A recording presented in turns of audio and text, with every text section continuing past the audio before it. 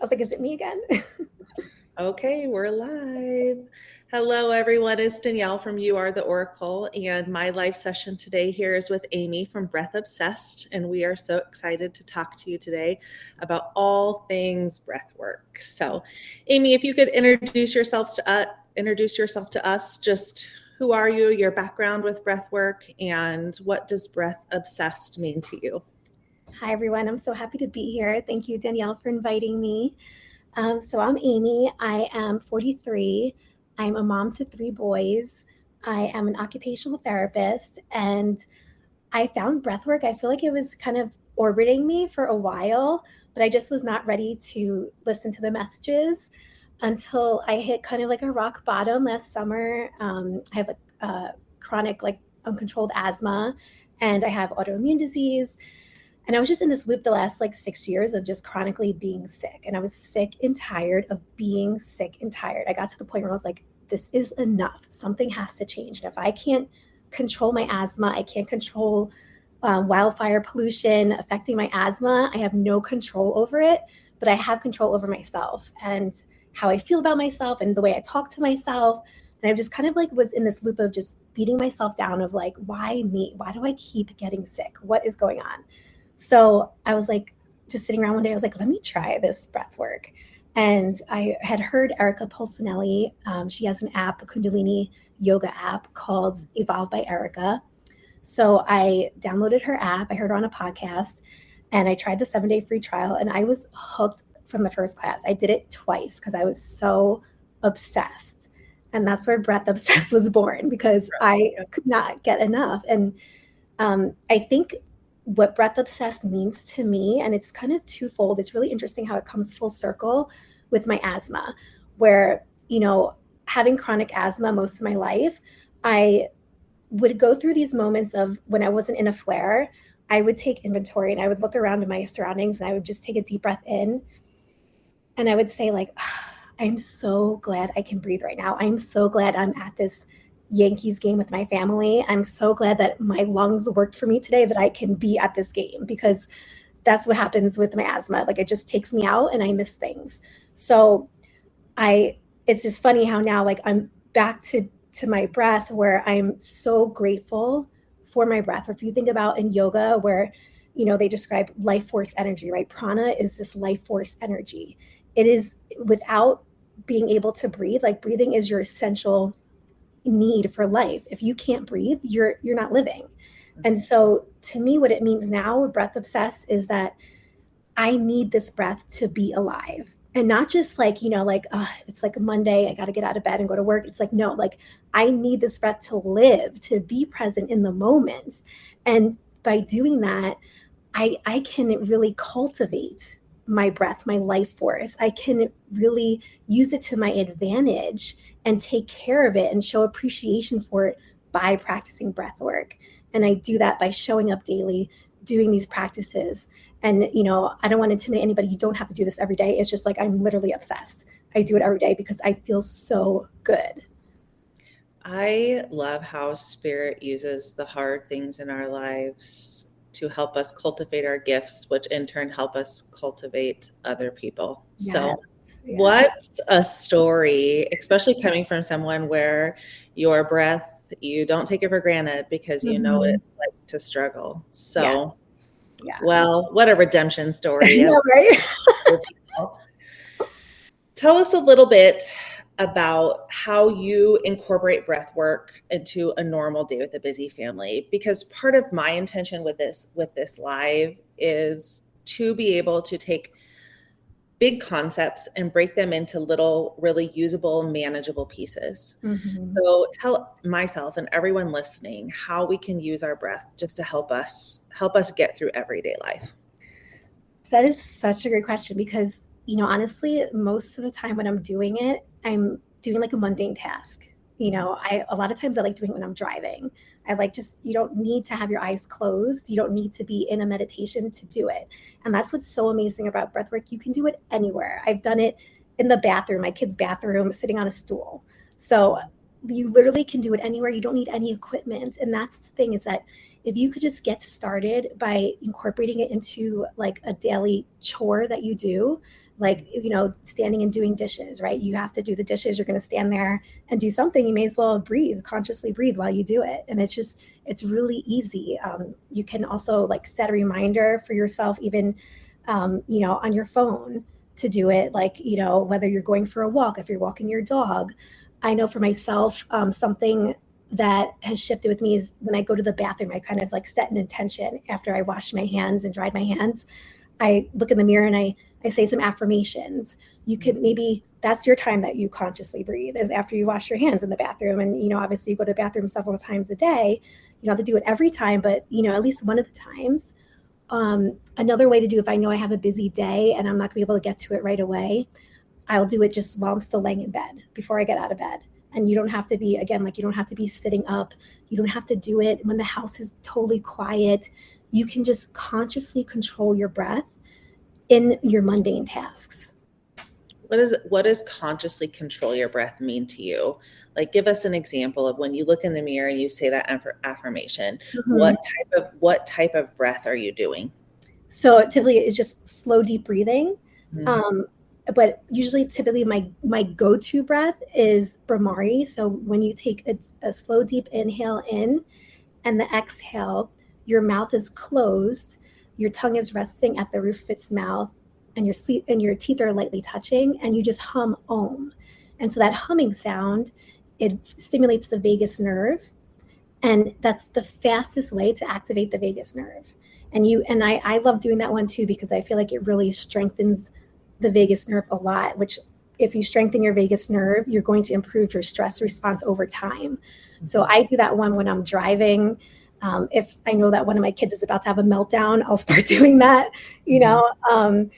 and it's just, like I've done it even just like going for a walk. I mean, it's just, it is so easy to do and to incorporate. So it just sounds like this. You just take a deep breath in. And on the exhale, you're just going to hum Om.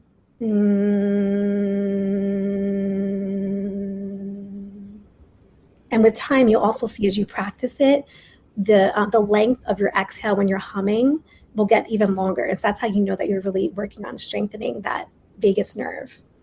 Will you demo one more time for us? Just Sure. So I can follow along with you. Sure. So you take a deep breath in through your nose. And the exhale, you're going to hum Om with your mouth closed.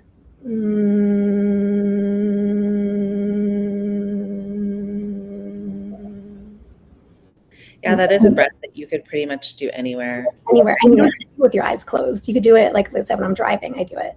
I have gotten to the point where I actually don't really care what people think about me in public. So if I'm gonna Om in public, I'm gonna Om in public, and it's just. I love that. If someone Omed in public near me, I would be so excited. High five. I was at a sound session with my sound healer on Monday, and one of the practices she gave me was to chant. Okay. And a lot of that chanting, it also has a meditative quality to it, but the humming is important. It's important for your nervous system, just like you said, important for that vagus nerve, and important for just bringing ourselves back into our bodies. Yes. And I feel like chanting also, you get that vibration too. Yeah. So it's like, and that's what brings you back to that calming, that soothingness, and just being able to build that strength of the vagus nerve is what's going to save you in those moments when you're stressed. It's going to really save you from reacting into just responding. Yeah. Alicia says that she walks around her neighborhood doing EFT tapping. I do too. I love EFT tapping. I've also found that I don't know what, but doing this to my chest is like super calming to me. And so I'm always just like knocking on my chest wherever we go. My partner now knows that when I do that, I'm feeling anxious, but those are tools in our toolbox that we can. I love that. That's awesome. Okay, so tell me, what is the smallest, most unglamorous way that someone could start with breath work? So you have talked about lots of I call those anchor points. Oh, thank you, Nancy. I didn't know what that was. Now I know that this is called thymus tapping, so I'm going to research that. But where can you start just breathing at any time, any point in your day? And you walked us through that one breath. But I think sometimes, and the anchor points help, but knowing different types of breath for different types of scenarios is helpful, but also can be a barrier. Mm-hmm. So could you walk us through that a little bit?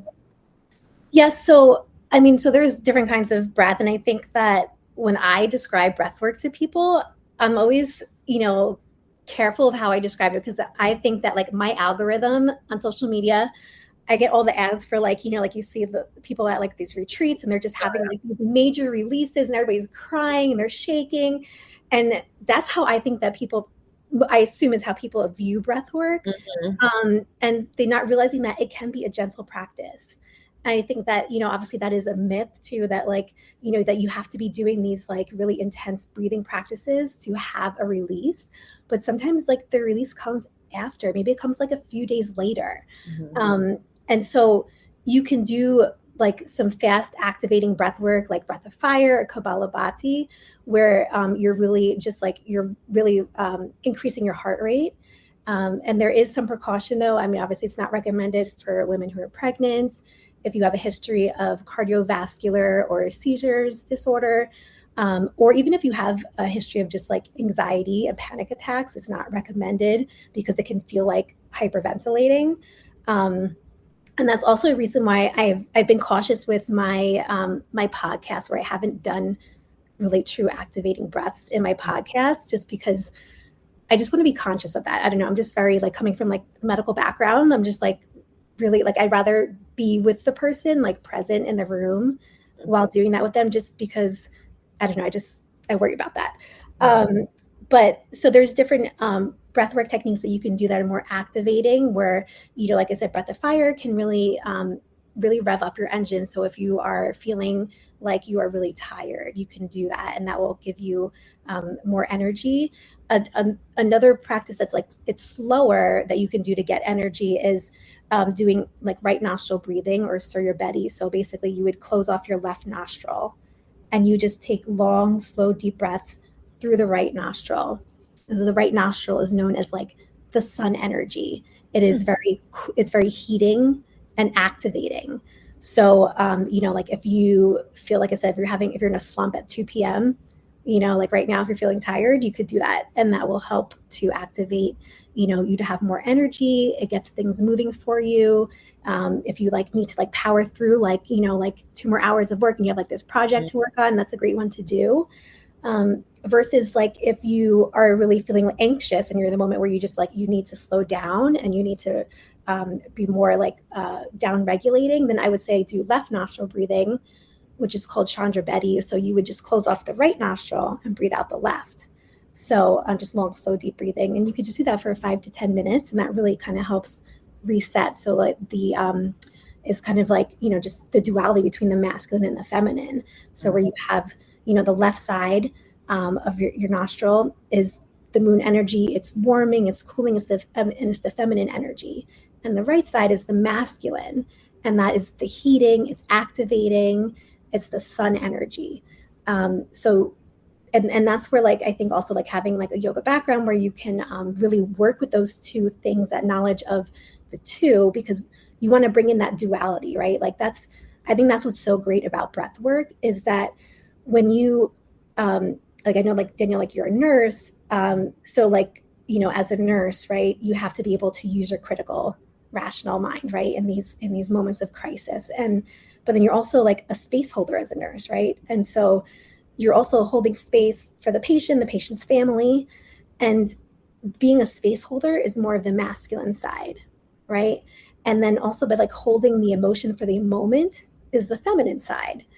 And a lot of us are more dominant in one than the other, rather than balance. Right. But the goal is to be balanced, right? And so, and we can do that through breath work by doing alternate nostril breathing. So when we practice alternate nostril breathing, is you can close off the right nostril with your thumb, breathe in through the left, then close your left nostril with your middle finger, and then breathe out right. Then inhale through the right, close the right, and exhale left. And so what that does is you're balancing those energy channels. So you're getting that duality between the two.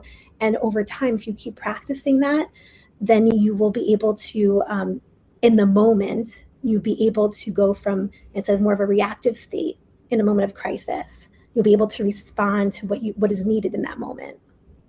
So fascinating. It I really just think the concept of the nostril breathing. So the 3 techniques that you gave us, is. for energy, you would breathe in your right nostril.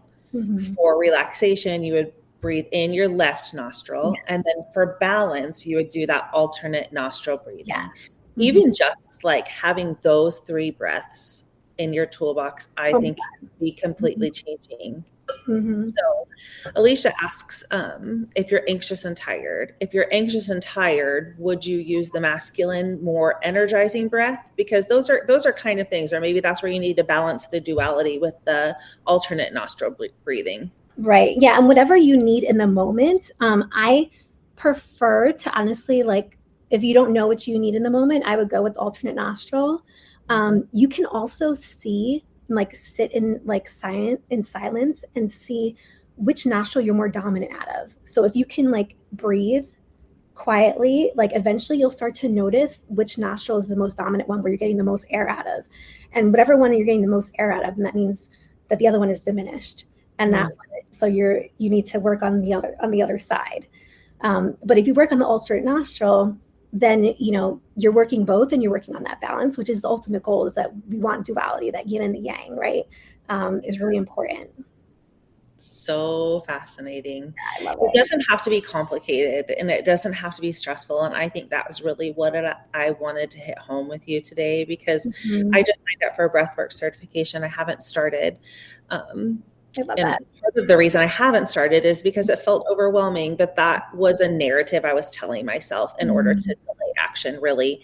And this does not have to be hard, but it can be so life-changing. This is one habit. If you're going to pick up any habits out of all the habits, one habit that you could really start with that has the potential to really transform your energy and change your life, I think. It is. And it's free, right? Like, Free. You don't need any equipment. You could do it anywhere, on vacation. You don't have to like pack special clothing.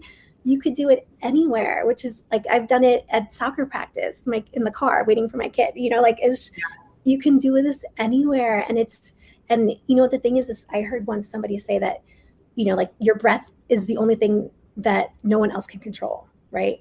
I love that. You can control your breath. No one else can do that for you but you. And that's something that, you can take ownership of. And really, once you realize that you can control your breath, everything will change. I find myself holding my breath a lot, and I don't realize that I'm doing it until I actually, am aware of it. And I actually feel like I can hold my breath for an alarming amount of time, because that's my stress response. Okay.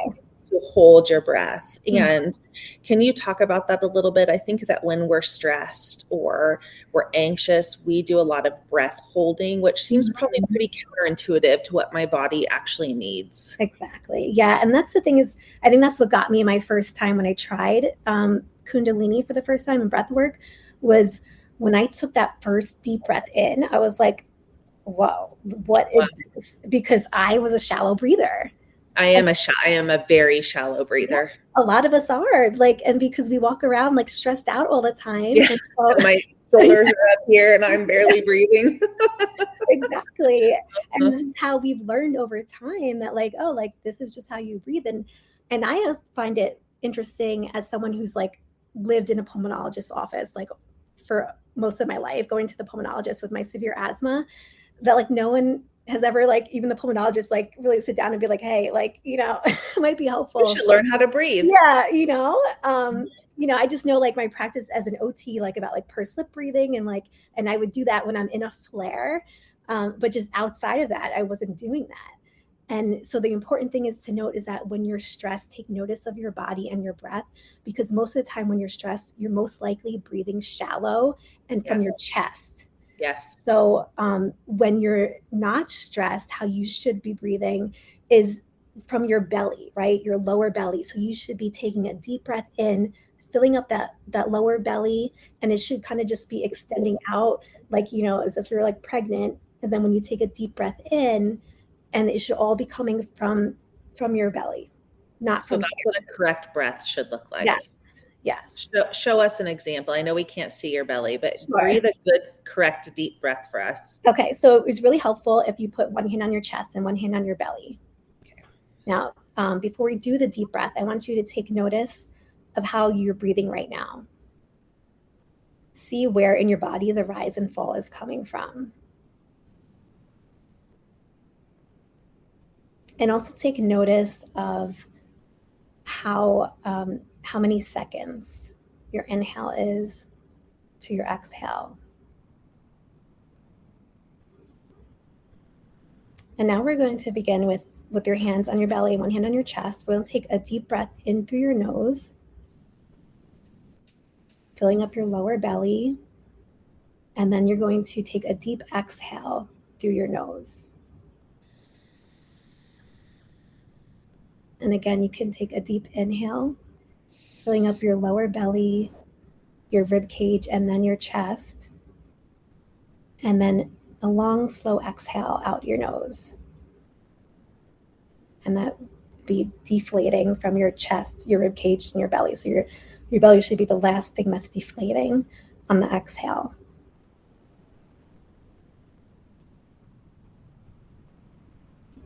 And as you breathe here, just notice, now that you've done it a few times, if your breath is getting longer.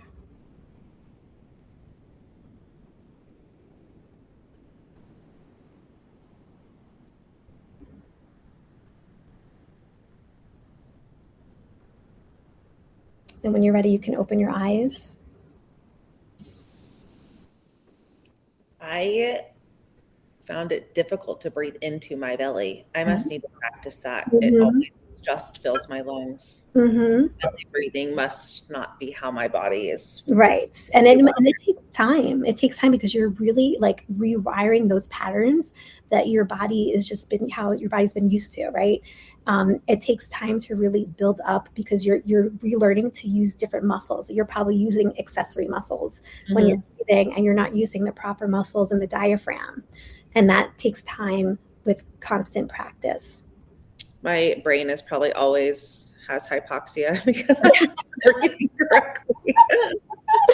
Right. I know. And that's the thing too, is that like, we learn that like carbon dioxide is bad, right? But our body, like we need some of that. And so by doing breath work, the carbon dioxide is what's going to deliver more oxygen to the tissues. And so even like with breath holding too, and it's really interesting. I've practiced with taking deep breaths in using a pulse ox, and it's really cool to see the fluctuation when you take a deep breath in versus taking a deep breath out. And that's if you're somebody that likes science or that you like metrics and things like that, that's like something fun that you can try at home with the pulse ox. We do that in the hospital too, also with people's blood pressure. Yes. Let's lay on your left side, do some deep breathing, and we're going to recheck it here in a little bit. It definitely has physiological changes for your body. It does, yeah. Okay, Alicia's asking if you can talk about the physiological release, like a yawn, a burp, etc., that's coming after a breathing technique. Do different ones relate to anything specific, or are they just based on your body's natural response? Yeah, that's a great question. I think that it's based on your natural response and whatever you're working through in the moment. So whatever like energy that you're like releasing, like I would say like if you can really maybe take notice before you do breath work, how you're feeling in the moment, what's coming up for you, and maybe write it down before you practice. And then as you're noticing like the releasing, the burping and the yawning and things like that, try to take notice of like what's coming up for you in that moment or after the meditation. That way you can try to like, see between the two, like which, what is coming up for you. But it really depends like from person to person, like what you're working through in the moment. When I do healing work, it seems to be pretty individual based. I'm a big yawner when I have energy crisis. People do burp or their stomach scramble or they have twitches or their muscles move a certain way. And it's so fascinating how everybody's body releases energy just a little bit differently. Yes. Yeah. And the thing too is that like, I know for me, the release sometimes isn't until like a couple of days later. Yeah. Like where I just like, it doesn't happen to me in the moment, but I'll find like later on, like it will happen. For sure. Can you tell us what is the difference between a meditation and a breathwork session? Because I think for the general public, they get confused quite a bit. Mm-hmm. And And I think, it has ties, but they do different things in your body. yes. And I think that's what honestly, like, I resisted for a while to try Kundalini and breathwork, was because I was thinking it's just like meditation, right? Like, I've tried guided meditations in the past, and I would either just fall asleep, or like I did not have the capacity to sit through a guided meditation and just focus on what they were saying. I just did not have the capacity to follow.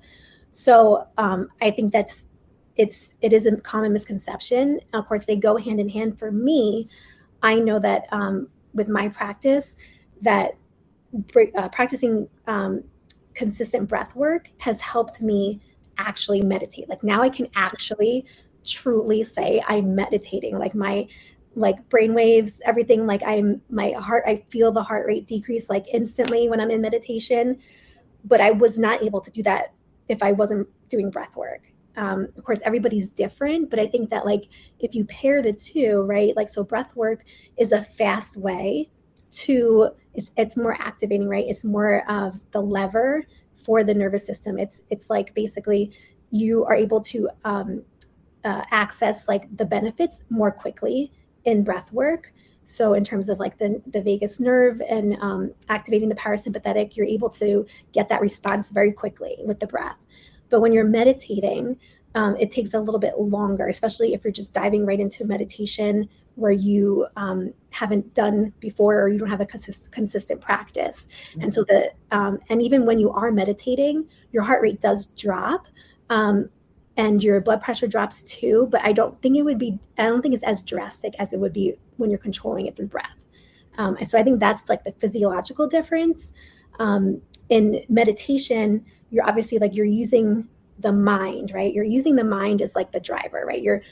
Everything is an observation. You're observing your breath in meditation. You're observing your thoughts. You're observing the environment that you're in, where breath work is like, you're using breath as the catalyst for the change, where in meditation, the mind is the change. Mm-hmm. So breath work might be a good bridge. Yes. Meditation, if someone is struggling with meditation. Yes. Yeah. When I sit down for my practice, it starts with about 5 minutes of just breathing, and then 5 minutes of chanting, and then I move into my meditation, which I've never really thought about why I do it that way until now, and it probably is just settling my body. Yeah, bringing myself back into my body and kind of setting the stage. Right, and that's the thing too about breath, right? Like, breath is like the anchor for the now. It's really what gets you in the moment. Before, like, I was constantly living either in the past or I was living in the future, right? Like, I was constantly like, had health anxiety, constantly worrying about like, when is my next flare? Like, is this like, going to happen? Like, am I gonna be able to go to this event or whatever?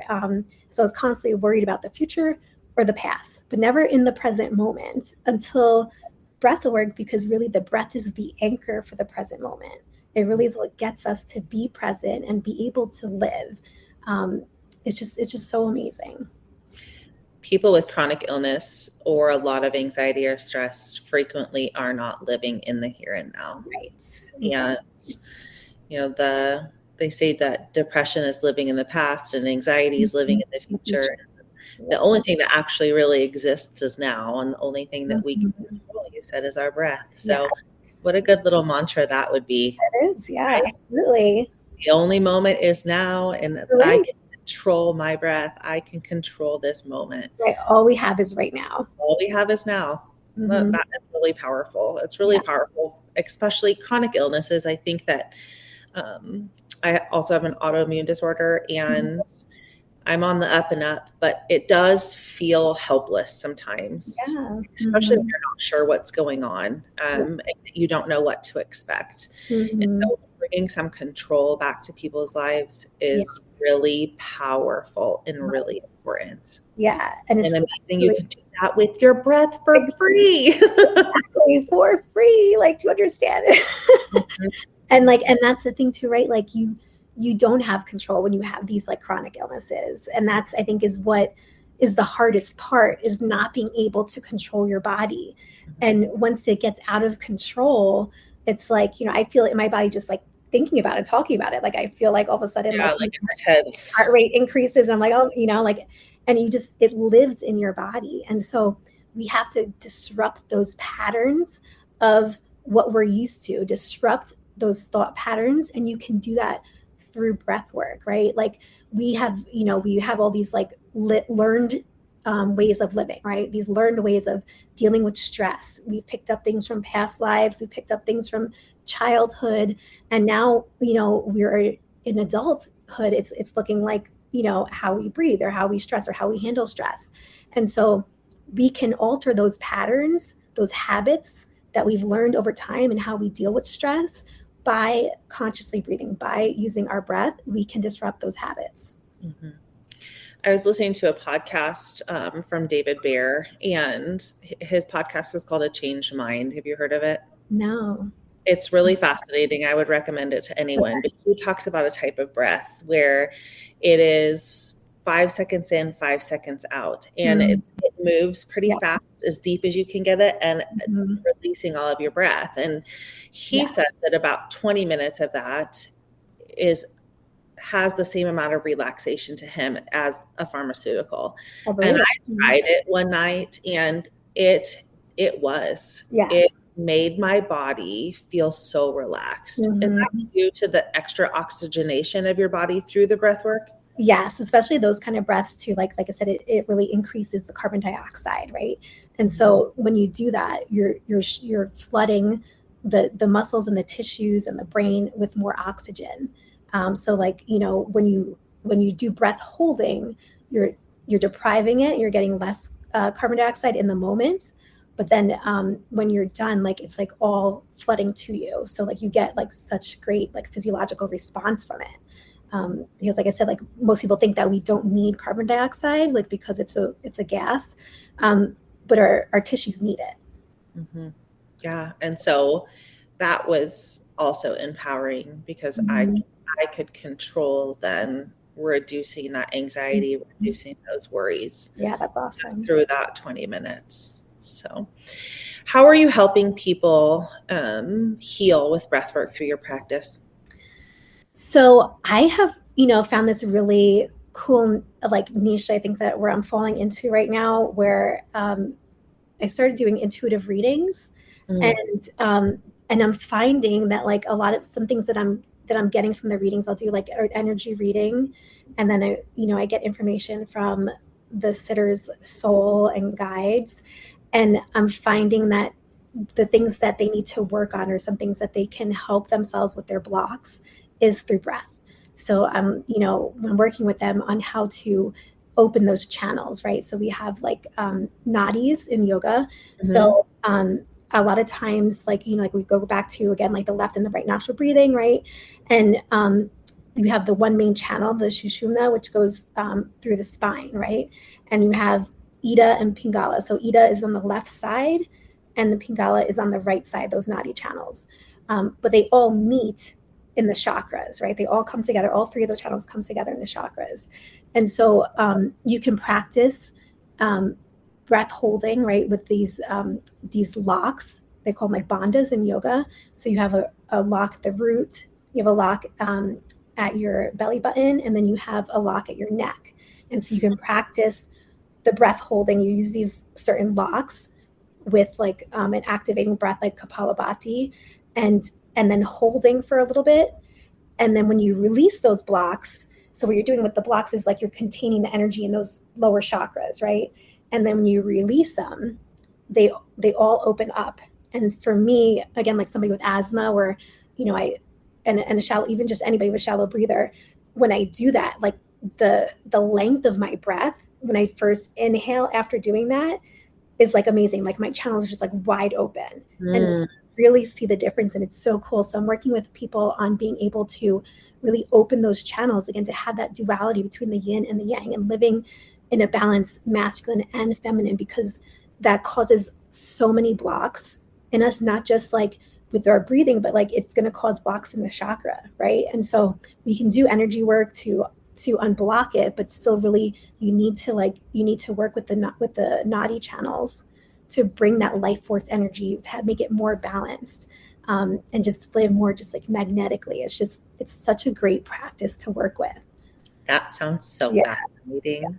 I love it. I think that so much of our society is living distracted, and they are living in anxiety and living in worry. There's so much fear all around, that coming back to that duality over and over and over again would be a beautiful practice. Yeah. And that's the goal of life, right? Like that's the goal, is to like have that duality, and we're just constantly being pulled away from it. Like, life is just pulling us in like either the masculine, the feminine, but like, we're just, that balance is the hardest part.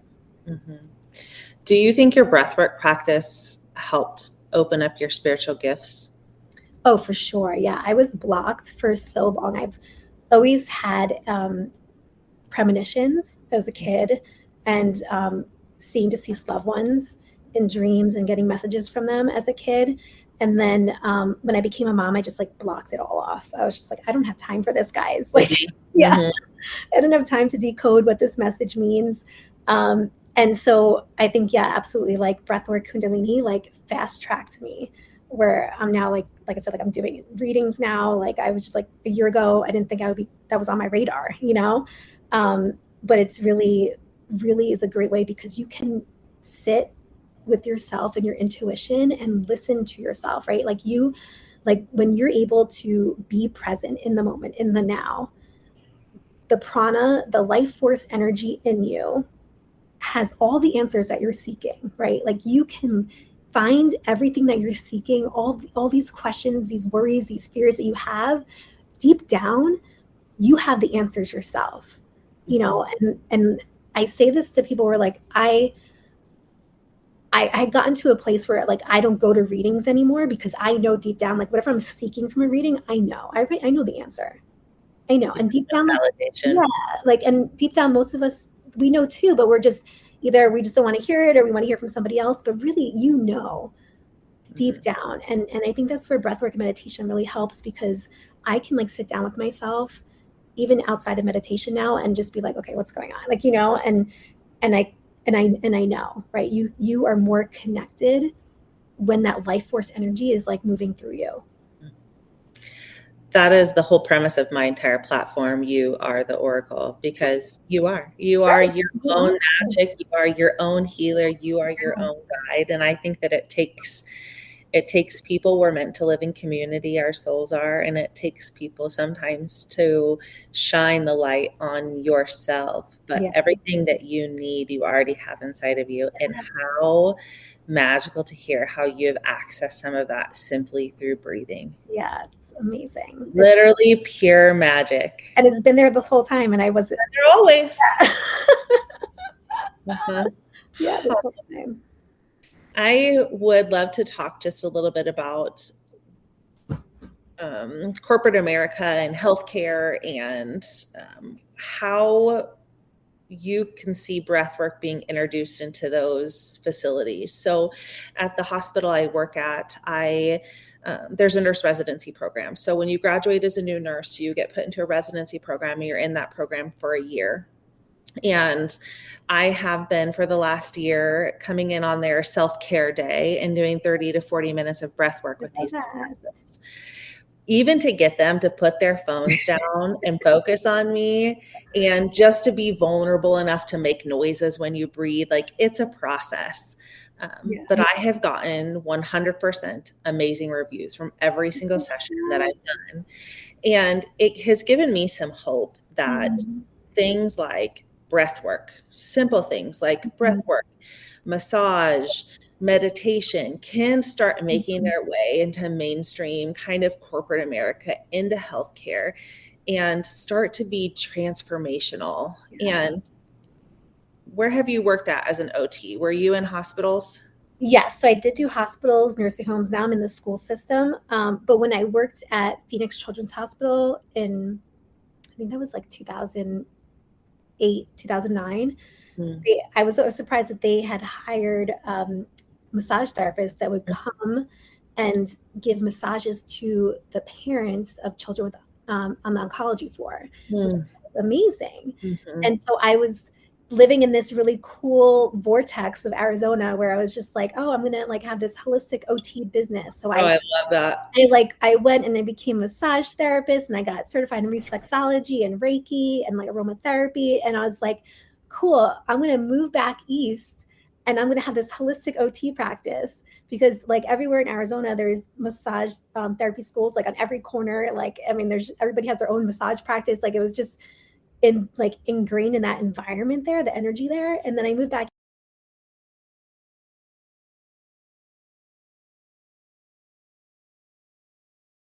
Okay, everyone, we're taking our breathwork break right now. But wouldn't that be amazing though? But giving them that space, because if you leave it up to them and say, okay, we've taught you the tools, now it's up to you to, continue it on your own.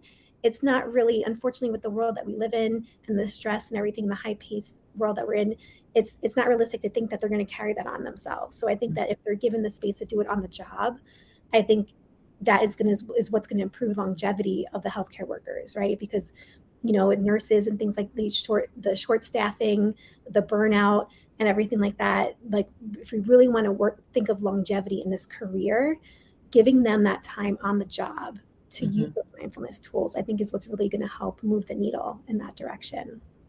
Well, I hope that people like you and I are part of that movement at some point, because I really see this super magical world where holistic care and traditional care can come together and work together for the benefit of people.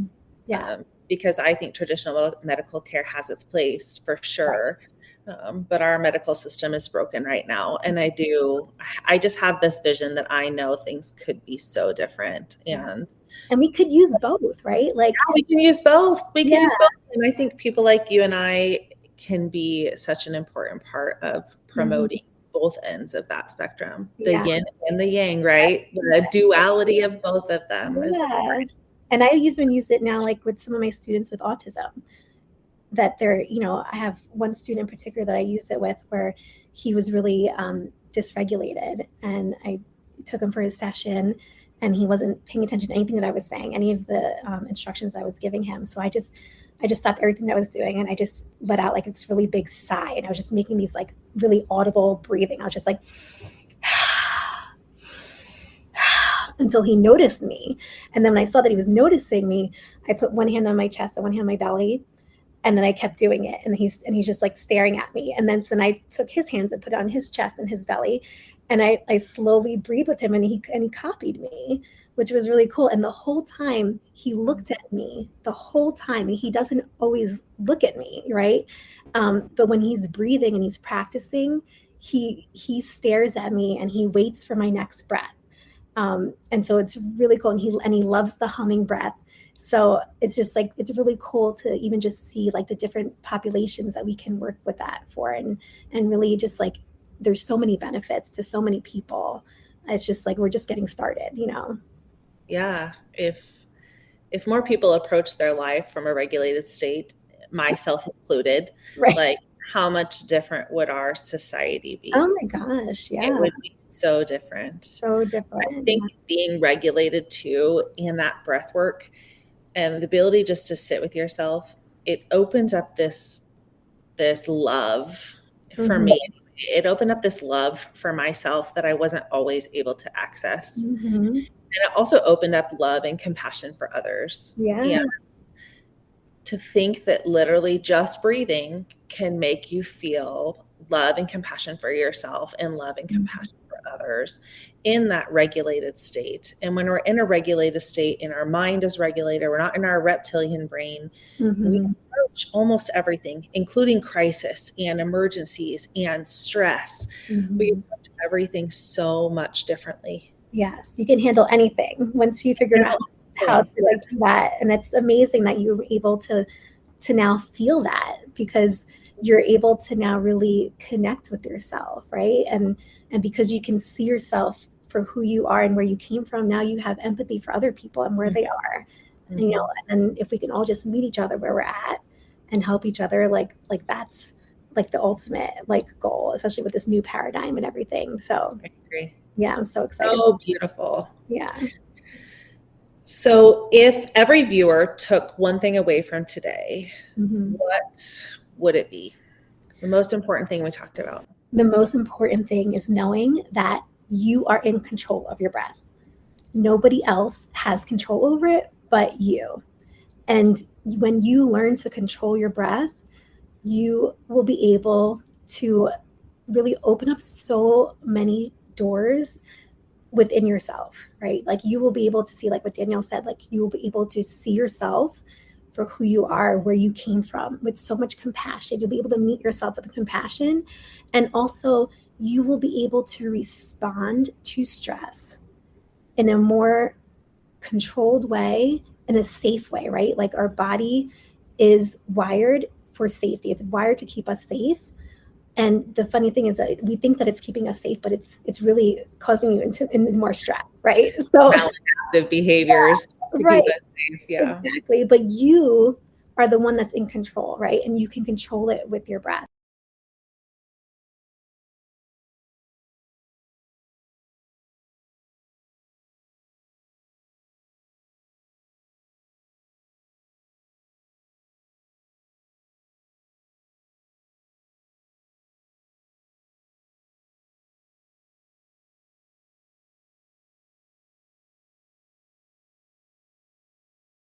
Just knowing that that life force energy is within you, and when you work with it and you cultivate that life force energy, you are a magnet to everything else around you.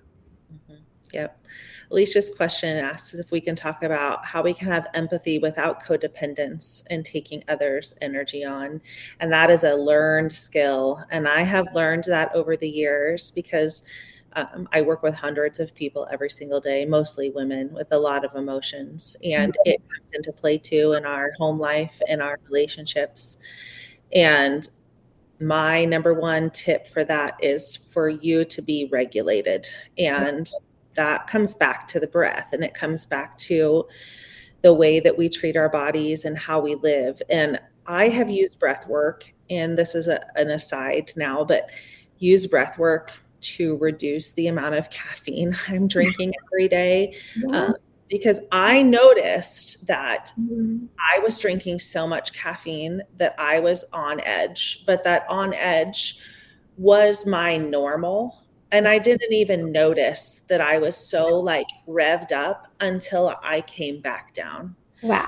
Like I need to find a different way for my body to have energy that Wow. isn't so overstimulating. And we talked about that here today. Yes. How Yes. you can use breath work for anxiety, you can use breath work for energy, Energy. Yeah.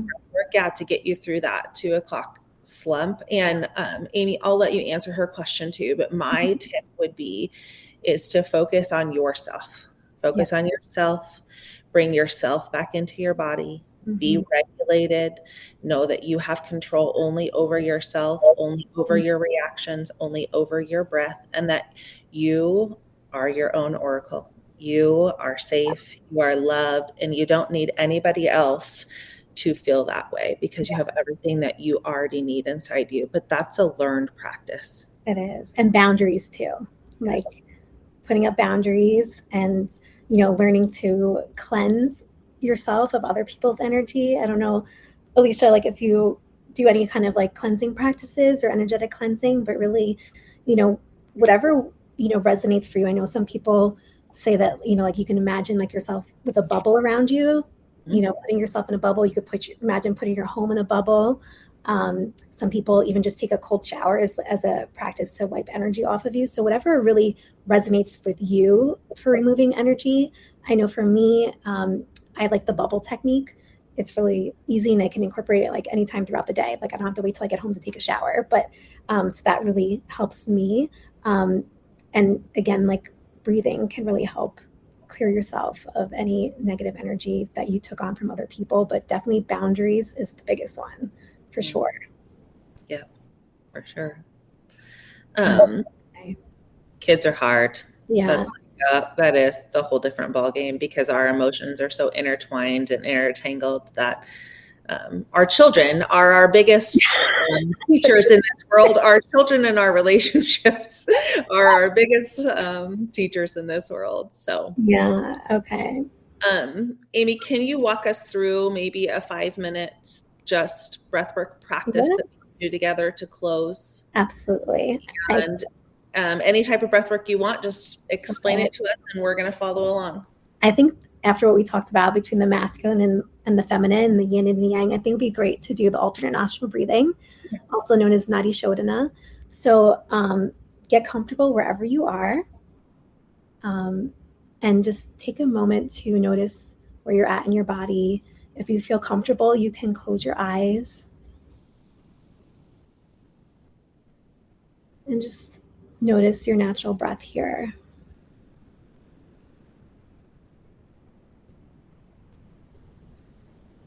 We'll begin by taking a deep breath in through your nose. We'll hold it for 5. And an open mouth exhale to side out. And just return to your natural breath. Take a moment to set an intention for this moment, what you're wanting to get out of this.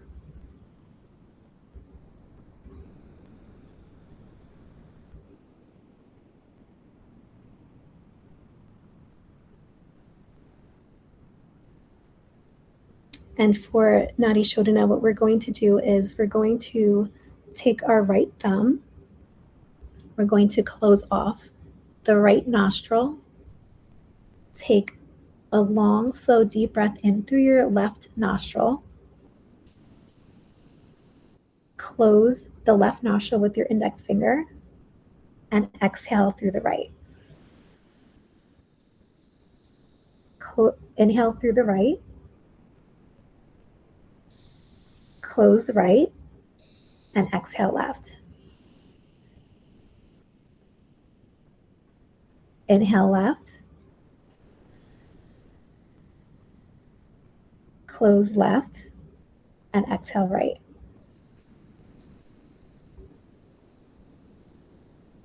Inhale right. Close right and exhale left.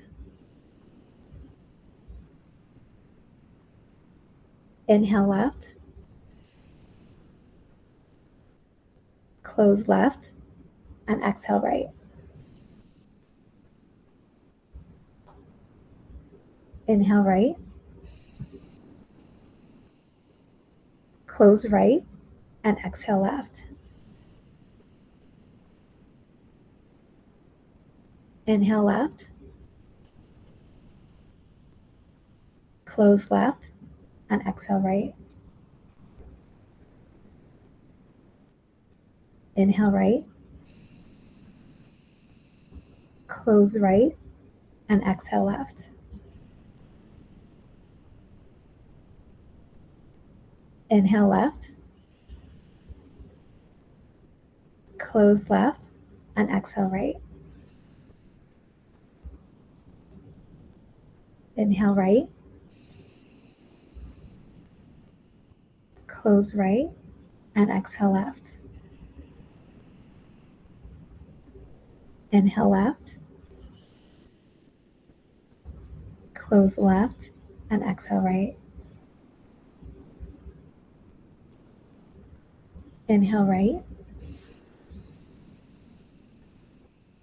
Close right and exhale left.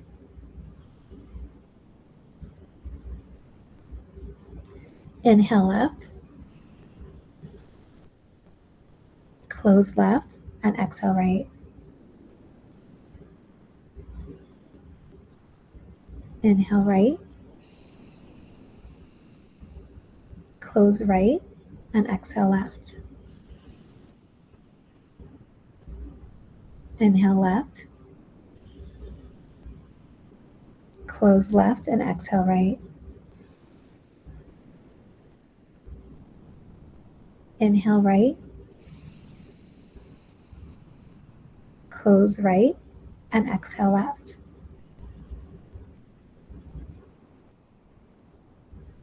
Inhale left.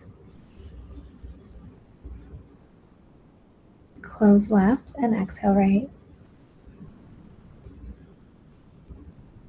Inhale right. Close right and exhale left. Inhale left. Close left and exhale right. We'll do it one more time. Inhale right. Close right and exhale left. Relax your hands down and just return to your natural breath. You can continue to keep your eyes closed and put your palms up for receiving or down for grounding, whichever feels best for you. And just take a moment to let that integrate.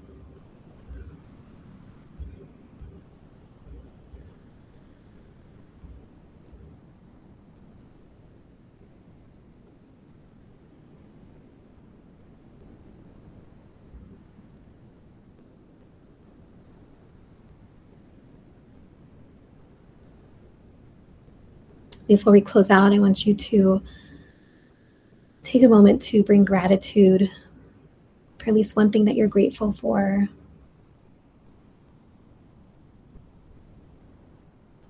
Let that greatness spill out in your body, into your energy field, feeling that love and that joy, that brightness, just for gratitude for that one thing. And we'll take a deep breath in through your nose and exhale. And when you're ready, you can open your eyes. That was beautiful. Thank you so much. I really enjoyed this. Everyone go follow Amy on Substack. Yes. Breath Obsessed. Mm-hmm. What's your Instagram handle? Do you do Instagram? I do, but I'm not as active on it, but it's at Breath Obsessed, mostly on Substack and TikTok at Breath Obsessed. And then you can also check out my website, breathobsessed.com. You're the real deal. You're legit. So I hope much. everyone goes to find you. I know that you're doing virtual breathwork classes. Yeah. So, and I have a podcast, so you could find my free breathwork and meditations on Substack, and they're also on Spotify, just under Breath Obsessed. Thank you so much. I'm so grateful for your time. I'm so grateful to meet you. We may have had some technology glitches. Thank you, Mercury Retrograde, but we overcame, and we're into two pieces. So yes. Thank you so much. Thank you so much. Thank you, everyone, for joining. We'll see you soon. Bye.